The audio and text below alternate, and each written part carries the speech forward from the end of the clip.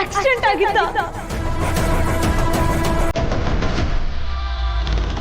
ನನ್ ಸಿಹಿ ಸತ್ತು ಹೋಗಿದಾಳ?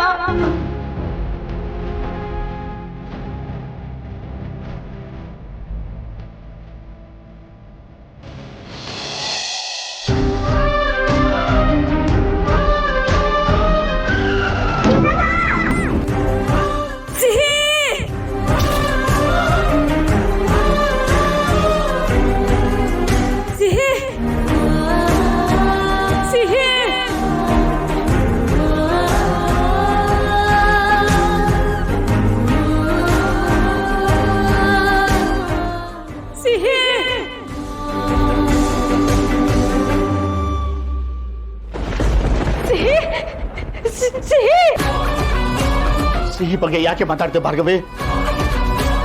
ನಿನ್ನಿಂದೇನಾದ್ರೂ ಸೀತಂಗೆ ಹೆಚ್ಚು ಕಮ್ಮಿ ಆದ್ರೆ ನಾನಂತೂ ಸುಮ್ಮನೆ ಇರಲ್ಲ. ಸೀತಾ, ಅಮ್ಮ ಸೀತಾ. ಏನಮ್ಮ ಭಾರ್ಗವಿ, ಸ್ವಲ್ಪ ನೋಡ್ಕೊಂಡಲ್ವ ಮಾತಾಡೋದು?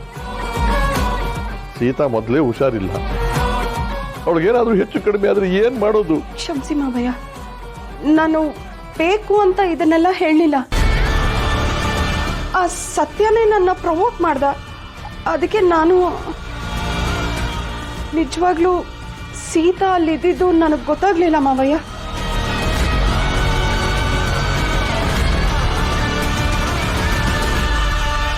ಒಂದೇ ಕಲ್ಲಲ್ಲಿ 2 ಹಕ್ಕಿ ಹೊಡೆಯೋದು ಅಂದ್ರೆ ಇದೆ.